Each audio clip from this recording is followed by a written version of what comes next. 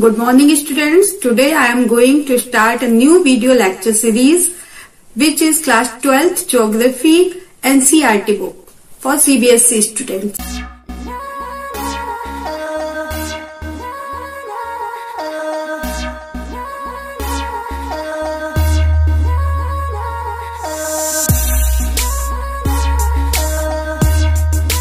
This is your teacher Manisha and I am going to start with the fundamentals of human geography, and the first chapter is nature and scope. So children, watch the video till the end and press subscribe button as well as bell icon so that the coming videos can reach you immediately.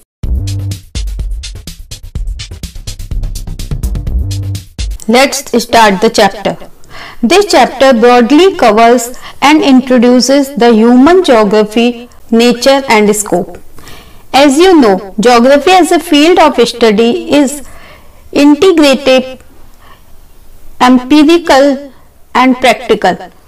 Thus, the reach of geography is extensive and each and every event or phenomena which varies over space and time can be studied geographically.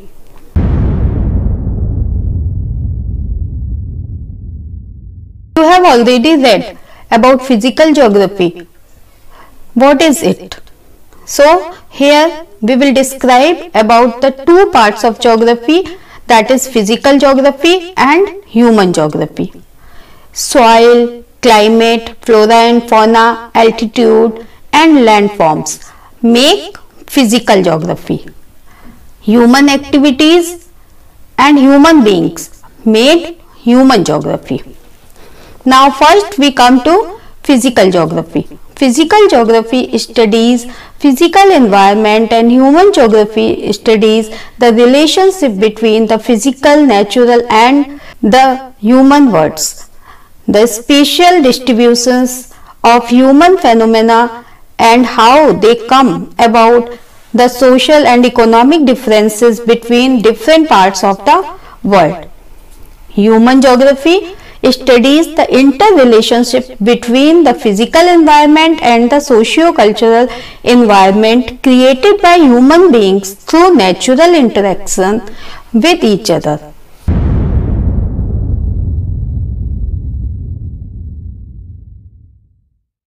It is a theme of geography, relationship between physical / nature and human worlds. First point, man-environment relationship. Second point, human-physical environment. Human and physical environment is the study of the people and the resources they use. Geography determines the way in which humans live, the adaptation they have developed to survive and the alterations to the environment they have made to better their existence. The impact of human interaction with the environment has mixed results. While human life has been improved and made more comfortable, the environment has been damaged in variety of ways. Such as, for example, climate is a very important part of the study of human and physical geography. Climate is usual weather patterns that occur in an area over a long period of time. Now we come to the next point. Human and nature interact through technology called cultured environment. And next, technology developed when we have knowledge about nature. So first we will take the nature and humans. Both are inseparable. In the natural environment, man has created social and cultural environment through mutual interaction. Physical and human phenomena are often described in metaphors like face of the earth, eye of the storm, mouth of the river and snout of the glacier. All these natural elements are inseparable from human being. Now we come to technology. Technology indicates the level of educational development of society. Human beings were able to develop technology after they developed better understanding of natural laws. The understanding of the concept of friction and heat helped us discover fire, as the laws of aerodynamics are used to develop faster planes.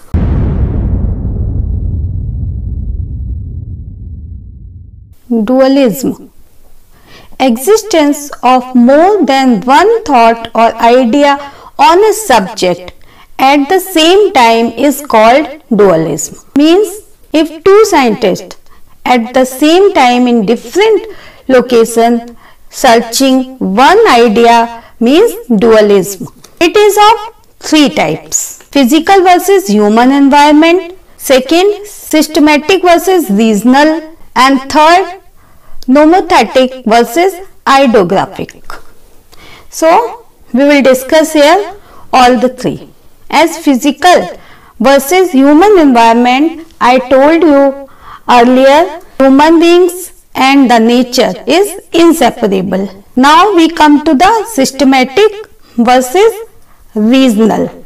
Regional approach is based on political units. In this approach, only a single element is taken up for studies, such as climate, such as the different states of India. Regional approach takes into consideration the study of regions throughout the world in order to understand or define the unique characteristics of particular region. And now we come to the systematic approach is based on geographical units. In this approach, elements that are based on similarities are taken up for studies. Systematic approach takes into consideration individual physical and cultural elements of the earth. Just as the states, Indian states like Rajasthan, Chhattisgarh, UP, West Bengal, Assam, Tamil Nadu are the states, and regional study is the wholeness, oneness, means India is the complete, so it is the regional study. Now we come to the third one, nomothetic versus ideographic. Nomothetic means theory. If we are studying, if we are looking for the theory part, it is nomothetic, and if we are looking about the practical part, it is ideographic.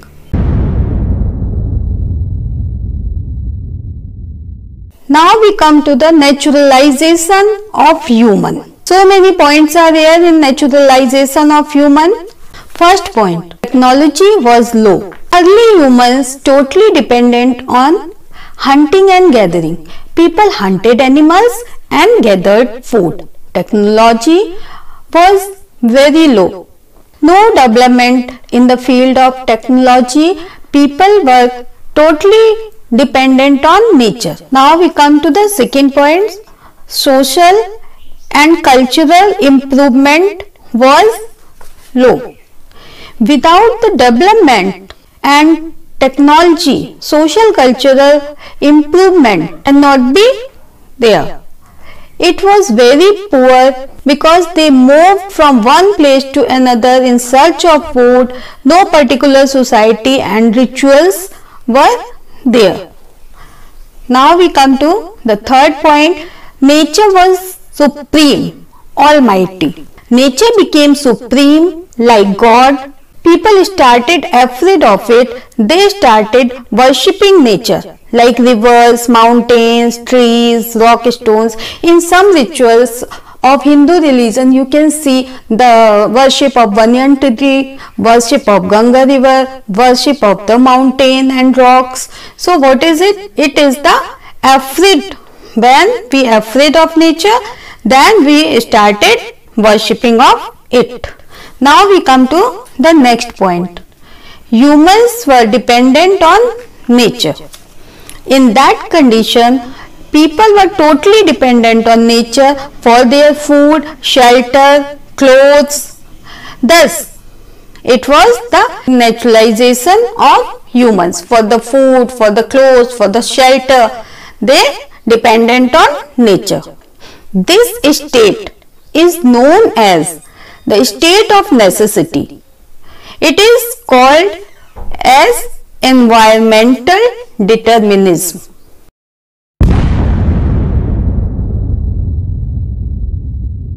Now we come to the humanization of nature. When technology developed, then nature got humanized.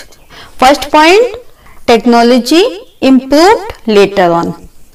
Human starts interacting with physical environment with the help of technology. For example, earlier people used to live in caves and were dependent on hunting of animals. Later on, with the development of technology, they built houses, buildings, and with the invention of fire, they cooked food. Second point, humans moved from a state of necessity to a state of freedom. With the passage of time, people begin to understand their environment and the forces of nature. With social and cultural development, humans developed better and more efficient technology. They moved from the state of necessity to a state of freedom. Third point, humans were dependent on nature. Now, over it, humans took control over it. In freezing cold, you can enjoy blower or heater. In summer season, you can enjoy winter fruits. Within few hours, you can reach thousands of miles. So what is it? It is human took control over nature. Now fourth point, create possibilities with nature, and nature got humanized.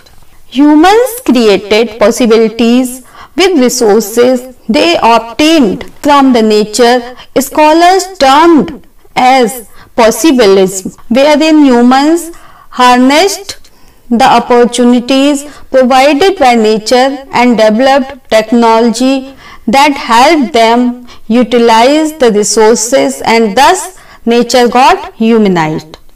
And this state is known as possibilism, a state of freedom and possibilism.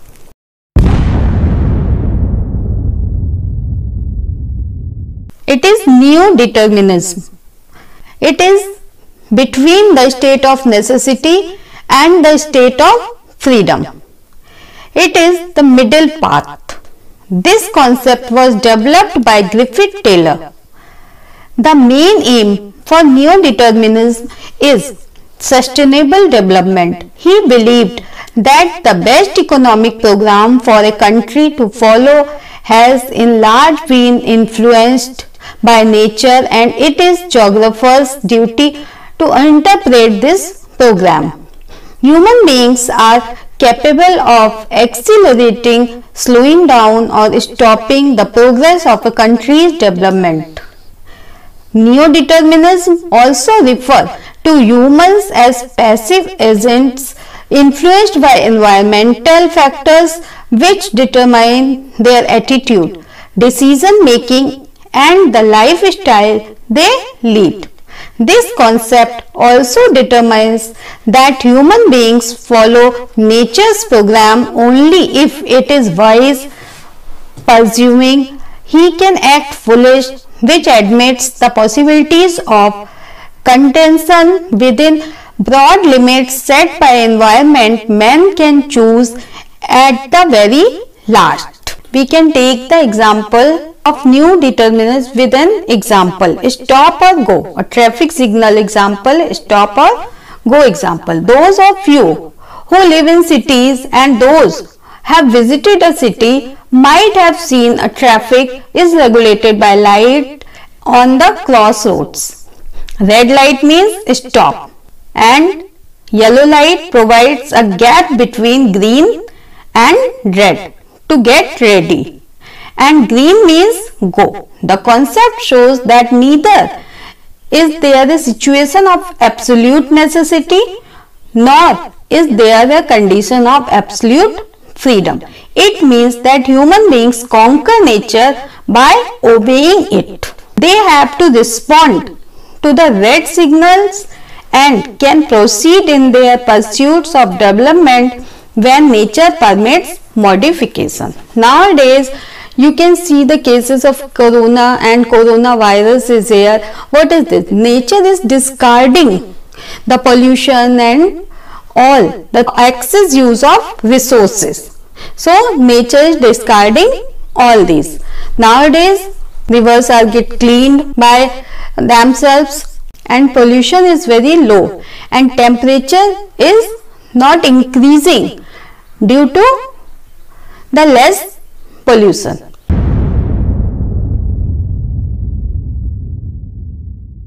Now we come to human geography through the corridors of time. Humans tried to adjust, to adapt and to modify nature with the niches of time. If we imagine the beginning of human geography with the interaction of environment and human beings, this dynamism, approach and thirst show the vibrant nature of the discipline. Here we will take the schools of human geography, radical school and behavioral school. Radical school of thought employed Marxian theory to explain the basic cause of poverty, deprivation and social inequality. Contemporary social problems were related to the development of capitalism. Behavioral school of thought great emphasis on lived experience and also on the perception of space by social categories based on ethnicity, race and religion, etc.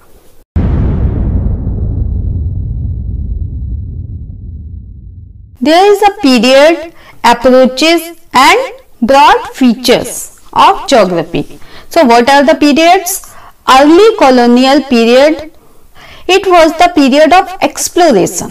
It means in this period human beings explored the places, different countries, towns, cities, etc.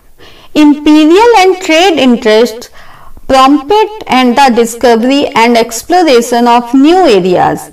An encyclopedic description of the area formed an important aspect of the geographer's account. As Vasco da Gama discovered India and Christopher Columbus discovered America. Now we come to later colonial period and the approaches regional analysis. What is it? Regional analysis means different regions now become one. Elaborate description of all aspects of region were undertaken. The idea was that all the regions were the part of the whole, that is our earth. So understanding the parts of the totally would lead to an understanding of the whole. Now they know that all regions are in one, that is earth. They discovered different places, different countries, different continents, and now they come to know the earth is one. Different places are at one region. Now third one is the war period. Areal differentiation. The focus was on identifying the uniqueness of any region and understanding how and why it was different from others. How the people of Mediterranean region are different from the people of equatorial region? Few differences are there. Flora and fauna, different climate, altitude, color complexion, all are different from one place to another. This is known as the areal differentiation of the region. Now we come to the spatial organization. Late 60s marked by the use of computers and sophisticated statistical tools. Laws of physics were often applied to map and analyze human phenomena. This phase was called the quantitative revolution. The main objective was to identify mappable patterns for different human activities. With the development of technology, we know the untouched region of the world with the help of satellite and computer. What is situated on the south pole? We don't know. But with the help of satellite and computers, we know what is inside the south pole and north pole. Now we come to the 1970s. Emergence of humanistic, radical and behavioral schools. I have already told you about them. So we come to the 1990s. Postmodernism in geography. The grand generalizations and the applicability of universal theories to explain the human conditions were questioned. The importance of understanding each local context in its own right was emphasized in this.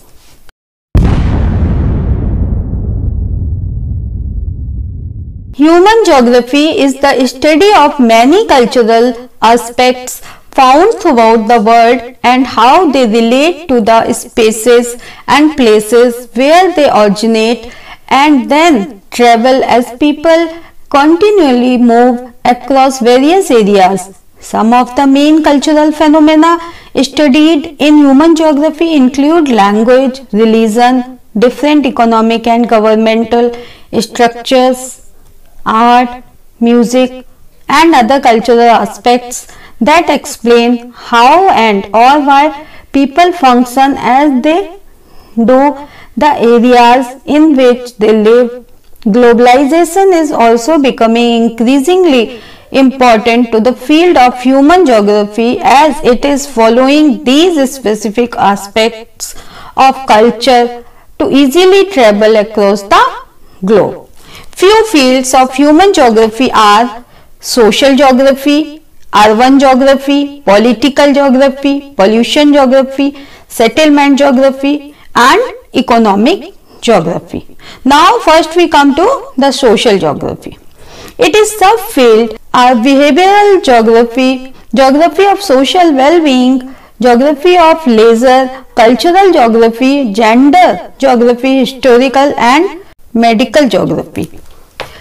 Means it accommodates with the different fields of the society. Urban geography, it includes the study of cities and urban processes, cities, town, country, continents. Political geography, it is the subfields are electoral geography, military geography. Population geography, it is the study of the ways in which spatial variations in the distribution, composition, migration and the growth of population are related to the nature of the place. Settlement geography, it investigates the earth's surface part settled by humans. Economic geography, its subfields are geography of resources, geography of agriculture, geography of industries, geography of making of tourism and geography of internal trade.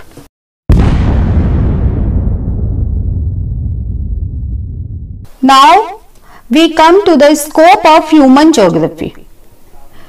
The process of adaptation, adjustment with and modification of the environment started with the appearance of human beings over the surface of earth in different ecological niches. Thus, we can imagine the beginning of human geography with the interaction of environment and human beings.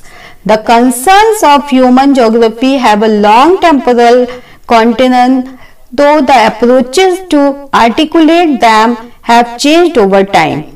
Earlier, there was little interaction between different societies and the knowledge about each other was limited. Travelers and explorers used to disseminate information about the areas of their visits. With the advancement in technology, human geography developed, which helped in explaining the relationship between all elements of human life and the space they occur over. The scope of human geography can be well explained with the help of examples. For example, the humanistic school of thought in human geography is mainly concerned with the different aspects of social well-being of the people. The radical school of thought employed Marxian theory to explain the basic cause of poverty and social inequality. Similarly, behavioral school of thought laid great emphasis on life experience and also on the perception of space by social categories based on ethnicity, race and religion, etc. Dear students, this was all about this chapter. You can watch this video again and again if you are not able to understand any point. Go through the exercise of NCERT book and all the answers are in my lecture. I am going to finish it here. So children, be safe, stay at home, goodbye.